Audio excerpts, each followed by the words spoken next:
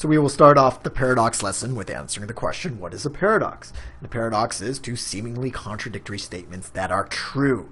So two things that don't seem to go together, but yet they are true. Let me give you an example. Malanda has doubled its grain production in the last year. More grain in Malanda. However, the people of Malanda have decreased their grain consumption. So people aren't having as much grain, yet there's more grain. That's weird. So we're going to resolve that in a second. Key points of the paradox. There are two premises and no conclusions. That is different from the other types of paragraph arguments and critical reasoning questions because those will have a conclusion at the end. They may have a premise or two or even three, but here what we have for the paradox question is two premises. What you need to do is find an answer choice that resolves that discrepancy, that tells us why is it that these two contradictory facts are actually true. To give you an example, going back to Malanda, we could have any one of these two. For instance, we could have Malanda began exporting grain. So it doubled its production, though people aren't eating more, that's because they're sending it to a different country. Or Malanda has switched to feeding its livestock grain. It's not necessarily importing the grain, but instead of feeding the livestock grass, it's now feeding them grain. And so that explains why people in Malanda haven't changed the amount of grain that they consume. So there it is. That oh, I see moment, the aha moment, is what you need to have with the paradox question. We're going to get to such a question in a moment, but really quickly, let's just look at the type of stems that you can expect to see. Sometimes it's very obvious because the word paradox will be there. Other times, though, you may have words like discrepancy or contradiction. And that's really it. You will never be thrown off by the question type. It will be very clear that, I am dealing with a paradox. How do you deal with a paradox? Well, identify the premises, which should be pretty easy because there are two premises and no conclusion. The key, though, is restate the premises. And what I mean by that is simplify them. Put those premises in your own words because as you go through the answer choices, it'll be easier to find the correct answer. So let's do that. Pause the video as you read through here about the dolphin in the park. Okay, I assume you have read this question. The simplification of this paradox question is what? Well, the number of dolphins have increased in the park because they like to feed on this algae, yet the number of sightings of dolphins has not changed. So more dolphins, no more not necessarily an increase in sightings. Again, I'm trying to simplify it as much as possible because that's what you want to do in your head, so you don't always have to keep going back and forth between the answer choices and the question, trying to figure out what the question or what the paragraph was saying in the first place. So now that we've done that, let's look at each answer choice. A. Tour operators, in the hopes of driving more business, feature the dolphin prominently in their promotional brochures. Does this tell us how it is that there are not more dolphin sightings even though there are more dolphins in the park? No, it just means that the dolphin is on their promotional brochure. Again, there should be this quick, I see moment. B. Only one tour has an official who reported sighting a pink bottlenose dolphin. This is consistent with what is mentioned here, that there are very few sightings and no more sightings than in previous years. So it's just simply consistent with the premises but does not resolve the contradiction. Then we have C. The algae tend to grow in the park's remote rivulets, where boats used on guided tours are unable to travel. So people on these tours can't go to the places where the dolphins are. But it doesn't say where the dolphins are because that would be too obvious. Notice it says the algae, where the algae grows.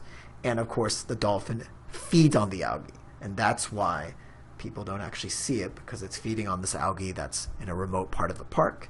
And we have our resolution, our solution to the paradox. Let's take a look at the other two answer choices. D. There has been an increase in the number of nurse shark sightings, yet there has not been an overall increase in the number of nurse sharks in the reserve. Notice this is focusing on a different animal. Therefore, it is out of scope and irrelevant, so we can get rid of that confidently. E. Sightings of the dolphin tend to be increasingly rare the farther from the coast boats travel. So this is just stating a fact. It's harder to see them once you get out into the ocean, but it's not really discussing the idea why people aren't seeing them in the park itself, because the dolphins' numbers have increased in the park, yet again there are fewer sightings. E doesn't help us whatsoever. And again, it was answer C that helped us figure out how these two contradictory statements actually matched. And once you have that aha moment, you know you've chosen the correct answer. The bold-faced questions in paragraph argument are some of the most difficult paragraph argument questions. So we're going to go through this slowly, but it's important to understand what these questions are expecting of you and getting maybe a little bit more insight into why they're so difficult.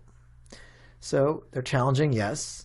And what are they asking you to do is to actually understand the function of a sentence or part of a sentence, a clause, if you will, and what that function is in terms of the overall argument that unfurls or unfolds in the paragraph. Now that sounds a bit abstract, and so what we're going to do in a moment is go through sentence by sentence an actual argument, bold-facing each sentence, and then describing the function of that bold-faced part. Sometimes bold-faced questions will have two parts that they're focusing on. That is, they're two bold-faced parts, and those, of course, can become quite tricky. Now, out of all the questions, the one that's the easiest to identify as being of a certain type is the bold-faced, because it's the only question in which the passage or the paragraph is bold-faced. So you don't even have to really pay attention to the question stems, but yeah, bold-faced will also probably show up. And even if it doesn't, it's clear that you are dealing with a bold-faced question. So what do you do then? You read the entire paragraph. That doesn't sound as commonsensical or intuitive as you might think. See, if a part's bold-faced, you want to focus on that part, or at least instinctually, but you really shouldn't. You should read the entire paragraph to get the gist, to understand how the sentences connect to each other before really focusing on the bold-faced part. Once you do focus on the bold-faced part, what you want to do is use your own words to describe what that bold-faced part is doing. You will see in a moment just how verbiage-laden and terribly convoluted some of the answer choices can be. So if you use your own words to get a sense of what the bold-faced part is doing, you will be on much better footing than if you just dive down into the answer choices. Now, if you do have two bold faces, do one of them at a time, meaning describe one of them, understand its function before moving on to the other. And what makes these so complicated is they're not just spoon-feeding you a premise and then saying, okay, here's the big conclusion. There will be twists and turns. There will be multiple premises, some that support an opposing argument. And so what's going to happen is usually there are multiple positions in a bold-faced question type. And you will have to identify which one the argument is in favor of and which one it is against. And of course, the supporting details for each side. And as I already mentioned, don't get lost in that verbiage because it's bound to be waiting in the answer choices, as you'll see in a moment. Interesting thing, what will help you with this verbiage is if you can confidently eliminate one part of an answer choice, don't read the second part. And of course, if I'm saying second part, that implies there are two parts. And what you'll oftentimes see, if there are two bold-faced parts to a paragraph, and then the answer choices corresponding to those parts will be phrased so that there is a semicolon splitting up those two parts. Notice here in B, look at the first part. The first provides evidence that challenges the conclusion. That is really easy to understand. Look at the second part, though. The second part is a consideration that weakens the force of this challenge against the conclusion. Whoa, what is going on there? Yes, you can reread it and wrap your head around it, but that takes time and it takes you out of the question when all you have to do is say, well, does this first part, does that even work? If it is a check mark, I would maybe come back to B and look at the other answer choices. Of course, if this is just completely wrong, then you don't even have to deal with this horrible second part. So that is important to keep in mind. But before we go through actual answer choices, let's take a look at a paragraph. And what I'm going to do is a little bit different here than what's going to happen on the test. On the test, you'll just see an actual paragraph with either one or two parts bold-faced, and you have to determine what the function of that part or parts is. But here I'm actually going to go, as you can see, I'm just going to give you a little preview. Notice that I'm moving that bold sentence through there. So we're going to get practice describing what each sentence is doing in this paragraph. That is not necessarily a strategy you want to use, but it's good to get your brain thinking of describing each sentence as you go through the paragraph. That way you have a better sense of what the bold faces are playing. Okay, let's start here. Furnace, nice pun. A waste treatment center switched from burning toxins in its incinerator to storing them in barrels. This is making a statement. It's a premise, it's a fact. This is what we know. Furnace has done the following. The thing is, the paragraph might say this is a good thing and here is support for it. Or it may be against this change. And then it will, of course, give you support for that. We just don't know at this point. So not much can be gleaned there. Moving on. Such a change will clearly improve the air quality in Purica. Purica, interesting. Pure air quality. Well, the air quality will be improved. But the thing here is this necessarily a good thing according to the argument? Well, if we read on, we'll notice it says, yet since the initial aim was to protect toxic waste. And we can kind of stop there, but you notice yet is that shift. And so basically the author is going to disagree with this change here in the beginning. And he's going to mention, hey, here is something that might be good about it, but. And so you want to be, again, paying attention to that yet, to that but. And he's going to say that the focus isn't the air quality. Now we go on to the second part of that long sentence. And notice I did break this up into two parts since it is such a long sentence. And here's the main part. It shifts here and it says, since the initial aim was to protect citizens from toxic waste, the switch to storing toxins in barrels, the thing mentioned over here, will lead to greater long-term negative consequences. This is the person writing this making a statement, taking a position, making a conclusion. Notice the conclusion is not at the end, but their conclusion is this change here is bad. Okay, now that we've mentioned that, we can go to the next sentence. The barrels are made of a plastic that will start to corrode in 10 years. Gosh, I do not want to live in Purica. Or even sooner, depending on the toxins stored within. What is this bold-faced part doing? Well, you may even want to come up with your own description at home, but it is offering supporting evidence for the conclusion that was mentioned in the previous sentence. Then we have finally the last sentence. Once the toxins enter the groundwater, they pose a serious health risk. This is not a conclusion. This is the argument simply building on what is stated before, giving more support to the conclusion. Not only will the barrels start to corrode, once they do though, toxins rather get into the groundwater, and the whole idea of making the environment safer, well, that falls apart. So all it does is provide further support. It is not a conclusion. Okay, now I've bold-faced two of the parts that we went through just a second ago, but this is what it would actually look like in a bold-faced question. These two parts, not necessarily the entire sentence in the first boldface, and not necessarily the second and the entire sentence in the second boldface, are what we have here. Again, the strategy is to think, and I'm not going to give you the answer choices right off, but to think, what is the function of these bold-faced parts we have up here? So first one, let me put little brackets around it. Such a change will clearly improve the air quality in Purica. This is the conclusion. Well, no, the conclusion comes after this. So you can see that this is something that the author of the passage doesn't disagree with. He's pointing out something that is positive, but it's something that isn't consistent with what the conclusion is actually talking about. The idea that they have to keep the people safe, and these barrels are not going to do the job. Sure, you'll have cleaner air, but the second boldface, the barrels are made of plastic that will start to corrode in 10 years. I think this is easier to describe what's going on here. This part simply provides support for the conclusion mentioned here. So what I would do if I were to see this question is I would eliminate focusing on the second part, knowing that it's pretty clear what this boldface part is doing. Let's look here at A. The second provides evidence in favor of the main argument. That's great. That's perfect. Now it's worth my time to go back to the first part of this. The first provides an objection to the main argument. Does it provide an objection to the main argument? No, it's not an objection at all. It's simply saying that, hey, look, the air quality in Purica is going to improve, but that's not the important element that we should be focusing on. Of course, that's not an actual objection to the person's conclusion. So we can get rid of A. B, again, I'm focusing on the second part. What do we have here? The second part is a consideration that weakens the force of this challenge against the conclusion. Aha! That's the convoluted part. So I have to be nimble. I don't want to get all tangled up in those words. So I go back here and say, okay, well, let's just deal with the first part. The first provides evidence that challenges the conclusion. Again, it's similar to A, provides an objection to the argument, challenge the conclusion. It doesn't do either of those. So bam, both gone.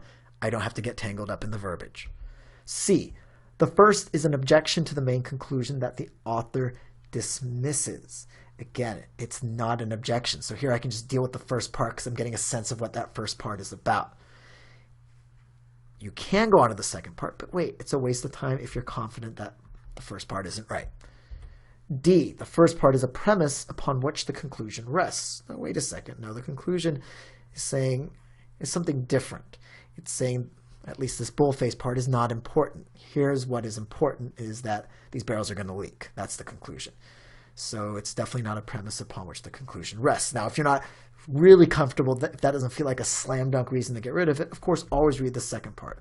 The second part is an additional premise that lends strength to the conclusion. Well, that seems a little bit more reasonable. But if you're wishy-washy about the first, what do? Do you reread it? Do you try to go back here and make it work? No, do not do that, because you can start convincing yourself of all sorts of things. Put like a squiggly mark or maybe a question mark next to it, whatever you want to use to denote I'm not sure, and go on to the final answer. E, the first part is a consequence the author accepts as fact. He accepts this as a fact. That's a consequence. This will happen, but he's saying that's not the important thing. It does not have bearing on the conclusion. Sounds pretty good. Check mark for good. The second part provides direct evidence in support of the actual conclusion, which is over here. That it does. Remember, we can deal with the second part first if you don't like the first part, but here, second part and the first part both check out. We don't have to get tangled up in other convoluted phrases, and E is our answer. Okay, so hopefully there's some takeaways there, is that there are general strategies, and then when you get into the nitty-gritty of any specific question, there are always specific strategies, and you want to remember to stay nimble. Of course, there are some other things we will want to review as well here at the end. You'll want to identify the rules the parts play before looking at the answer choices. Again, you saw that I wasn't terribly eloquent there with the first boldface part. I was more or less giving a sense of what it was about. With the second part, I was a little bit more direct because it was easier to describe that function. And in general, don't hold yourself to a really high standard. I have to describe it perfectly. Just get the gist of what it's doing. Important, as we saw, if half of the answer choice is wrong and you're confident about it, don't even bother with the other half. Of course, if there is convoluted stuff, don't eliminate it right off the bat, but come back to it, because it may actually end up being the right answer. But of course, this takes practice in general. And I know that sometimes the convoluted answer choices do turn out to be right. And sometimes there's two answer choices, both with convoluted wording, and you just have to pick up on that little difference. But remember, those are the hardest questions. And in general, amongst the paragraph argument questions, these boldface are tough. Give it time, and you will get better at it. What I want you to do is to read the paragraph, read the question, and then look at the answer choice. All you have to do is determine whether or not answer choice A is correct or incorrect. Okay, I assume you have paused the video. Let's talk about A for a minute. It seems like it's the right answer, because what's going on here is that motivation expects profitability even though it's losing money right now from the ambi. So we read A, some of the parts used to make the ambi will be used on another line of cars that motivation expects to be highly profitable. There you go. There is the answer why motivation is confident that the, wait a second, it is confident that the ambi will ultimately become one of its most profitable vehicles. So what I did in assuming that A was the correct answer, which it is not, is I was focusing more on just profitability in general, which some of you may have done. And therefore, because it ignores the part about the ambi, that specific car becoming highly profitable, A cannot be the right answer. And the point of this video is to show you how important the wording is in the conclusion. That word there, ambi, changes everything. So therefore, A is not the correct answer. Let's look at B. Same thing. You may want to reread the paragraph, but if not, dive in and tell me whether it is correct or not. Okay, let's read B. 5 years ago, Motivation released a hybrid, which, despite not achieving profitability in its first year, became Motivation's most popular car 2 years later. Again, I see profitability. I see it working out for a car that was at first not profitable, but then it became profitable for Motivation. So therefore, another one of Motivation's cars could possibly follow the same trajectory. But is that strong enough? Is it specific to the ambi? And the thing is, it's not. It's focusing on a different car. Sure, that card did become profitable. It is possible for a motivation card to not be profitable in its first year and then go on to be profitable. But how does that actually refer to the ambi? It's not specific enough. And so again, remember that conclusion, look up there, and then we have answer choice C. Again, pause and tell me whether or not you think this is correct. Okay, the majority of the ambi's production costs came from research and development.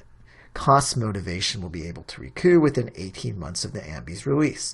Notice no specific mention of the word profitability, but what's going on here is if we deconstruct the paragraph, we see that right now the ambi took a lot of money to produce, and the revenue is always how much money you make.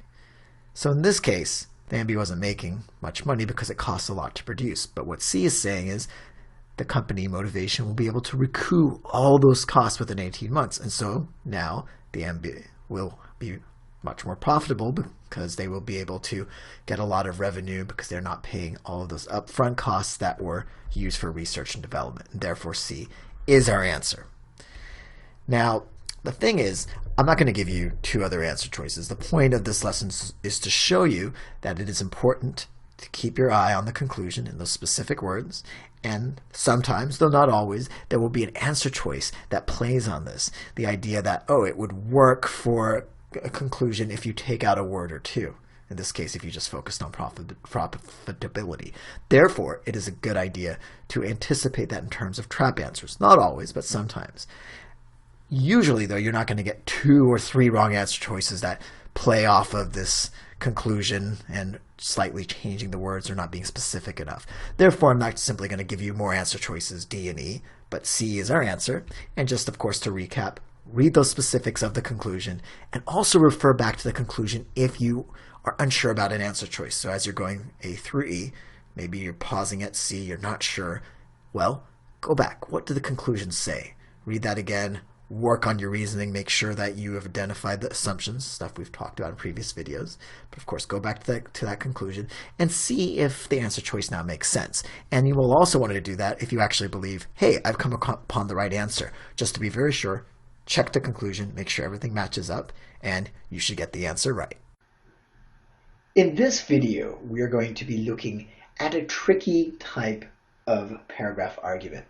And what I mean by that is the conclusion is worded in this really subtle way. And when we get to the answers, we forget that conclusion. And we have this general conclusion in our heads, and we, of course, gravitate to an answer choice, and it's the wrong one. And that's because we forgot the specific conclusion. So let's take a look at this paragraph argument. Recently, Apex Co. has begun drilling off the coast of Mycondia.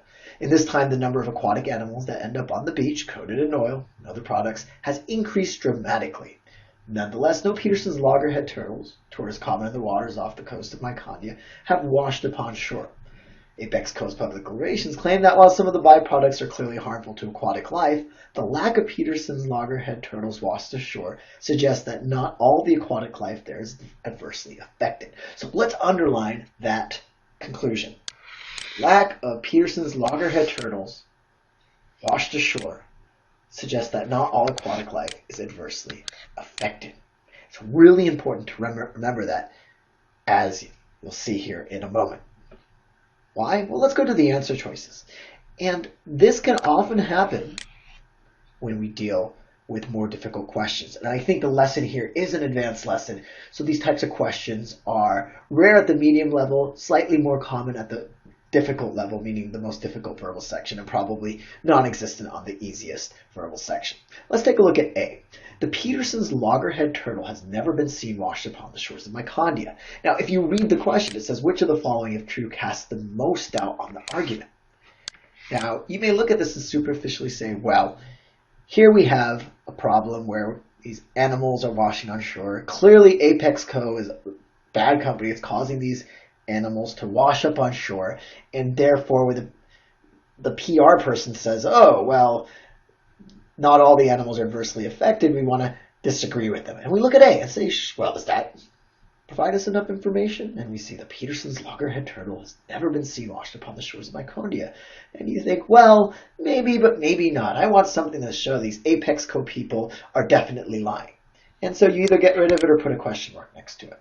Now let's go to B. Sea otters are the most commonly beached animals, followed by dolphins. So we're talking here about beached animals and these two specific beached animals. Notice the prompt, though, was talking about the Peterson's loggerhead turtle, and the turtle has been seen in the waters off the coast of Myconia before, but B doesn't actually deal with the turtle. And again, go back and look at that conclusion. What is that conclusion saying? That conclusion is saying the lack of Peterson's loggerhead turtles washed ashore suggests that all aquatic life there is adversely affected. So we want to make sure that we're focusing on the turtles. We get rid of B. There's C. Many of the animals that are beached are saved by environmental groups, which later release them into the water not affected by apex co-drilling. Again, we're dealing with the subset of animals that are affected, that wash on shore, where the Peterson's loggerhead turtle has not been seen on shore, washed on shore, covered in oil like these other animals are. And so we want to make sure that we deal with the turtle that doesn't fall into this group. And therefore, this group of many of the animals here that are beached on shore, we don't really care about. Sure, it's a great thing that they're being saved, but it doesn't relate to the conclusion. Let's take a look at D. There have been no reports of beached cephalopods, which are common in the waters off the coast of Myconia. Very similar in that we're shifting from turtles to cephalopods, or squiddy-looking things.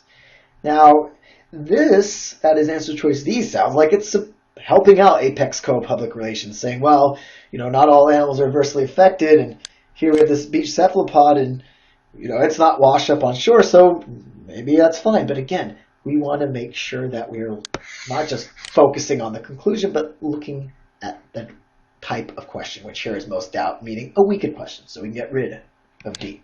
Then there's E. Apex Co. has also drilled off the coast of Slovenia, which witnessed some of its local aquatic life wash ashore. Now this may be tempting, probably the most tempting, if you forget the conclusion, meaning, well, Apex Co. is bad, they cause animals to wash on shore. Look what happened before. It happened in this other place. They also washed on shore. That is, when Apex Co. started drilling, animals covered in oil washed on shore. And that sounds like what's going on here. So the PR person is lying, cast the most doubt. But wait a second.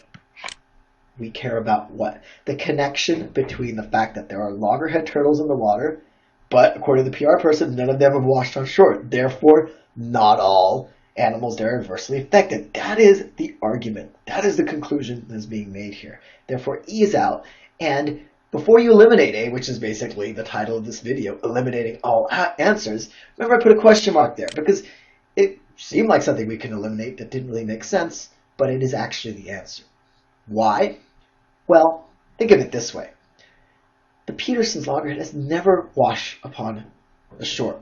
So now the person is using this evidence that, hey, our drilling operations don't hurt all the animals isn't fair because the loggerhead turtle never washes on shore.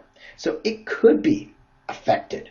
Maybe it doesn't wash on shore when oil sweeps over it. Maybe it just falls deeper in the water. We don't know. But the fact that there are no loggerhead turtles washed upon shore doesn't mean that the turtle, or by extension, all animals have not been adversely affected if the turtle has never been seen washed upon the shores in the first place. And therefore, A is our answer.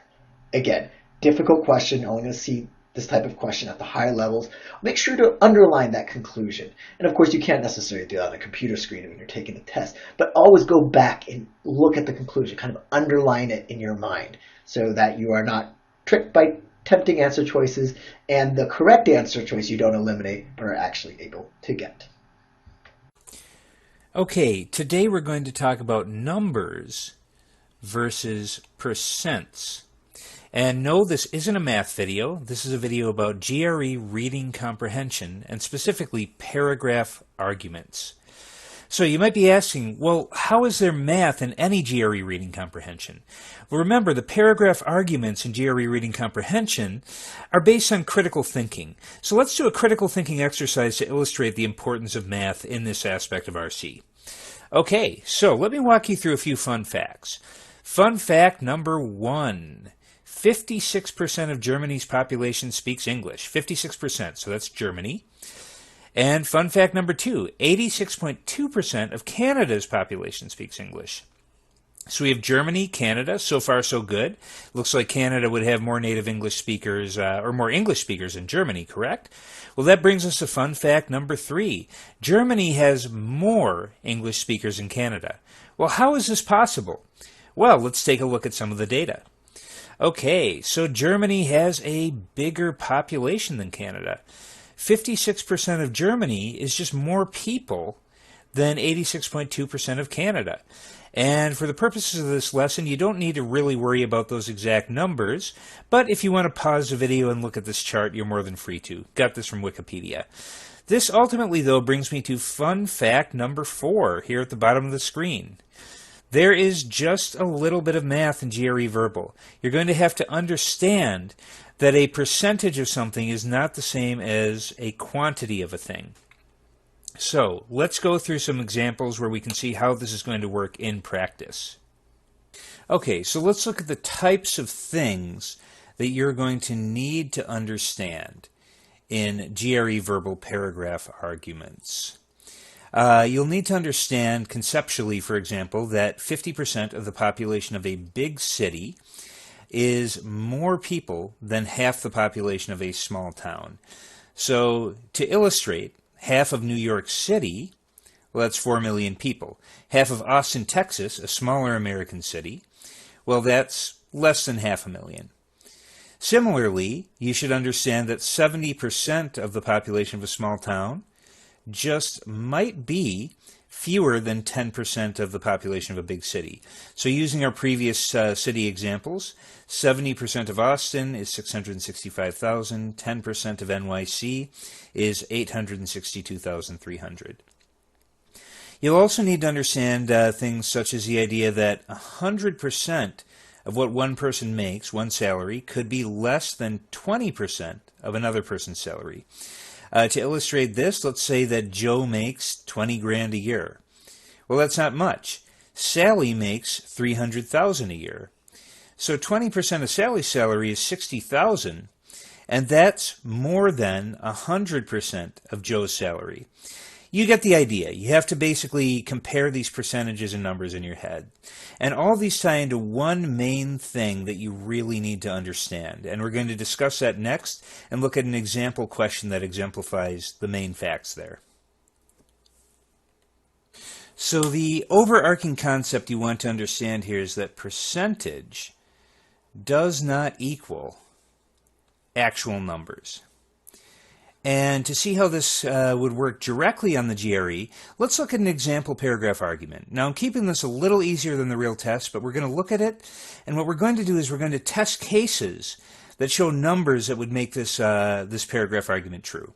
So the argument says that when all consumer goods are taxed at a fixed percentage of the purchase price, poor people pay a larger percentage of their income than wealthy people do.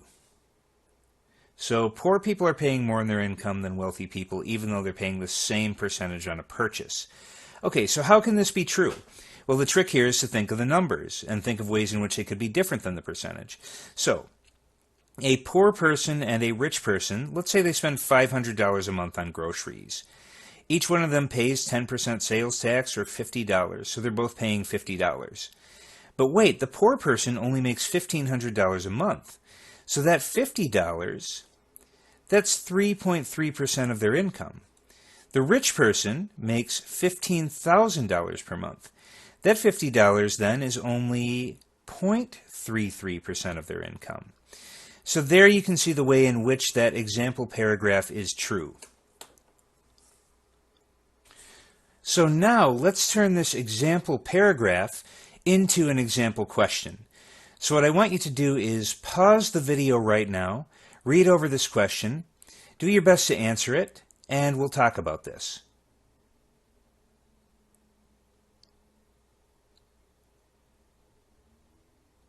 Okay, welcome back. Okay, so we have this statement about how percentage of income, or percentage of percentage of purchase price is not the same as percentage of income for poor versus rich. And the question we have then is, it can be correctly inferred on the basis of the statements above that which of the following is true. Well, let's look at this. poor people constitute a larger proportion of the tax-paying population than wealthy people do. So here we're dealing with percentage of the population.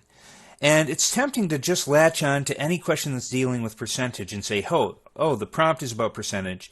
Any answer that deals with percentage and say, oh, the prompt is about percentage, so the answer about percentage will be correct. But hold on. We're talking here about percentage of the population of taxpayers, not a percentage of purchase price, not a percentage of income. So this is really out of scope. This doesn't quite work. It doesn't really matter whether there are more poor people, whether there are a larger amount of poor people in numbers compared to rich people in the taxpayer base, because that has nothing to do with the percentage of individual incomes paid out by poor versus rich. Okay, and now we have B. Wealthy people pay on average a larger amount of sales tax than poor people do. And taxes in the prompt are about percentages, so you might say, oh, that's about percentages. But no, they're talking about amount, the dollar amount of the tax, and they're ignoring the percentages here. So B is also out of scope because it's really talking about amount, whereas this is talking about a discrepancy in percentages. Okay, and then C. Well, C is the correct one here in this simpler than real GRE sample question. Poor people spend a larger proportion of their income. And that's taken right from the prompt, which is another hint that that might be right, that you're dealing with percentage of income. They spend a larger proportion of their income on consumer goods than wealthy people do. Well, if you went through the reasoning, certainly, if a poor person is paying $500 for their groceries and they only make $1,500, that's a third of their income. Whereas $500 is a much smaller proportion of somebody who's making $15,000. So yeah, that is logically true. And if you'd already kind of thought out how the percentages can be different than the numbers, as we just did, then you'll understand that that's logically true, and you'll be able to find that as the answer. So now we are at a sample question that's far more realistic. So what I'd like you to do is carefully read this prompt, look at the question here, look through the answer choices, see if you can find the correct answer here, and we'll talk about this. So I'm going to pause the video, and we'll discuss it when we get back.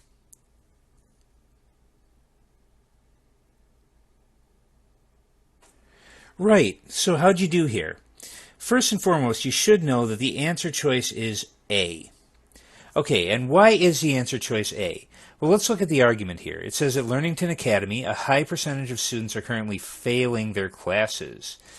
Overcrowding seems to be the culprit. The classes are very overcrowded, so they can't get the attention they need.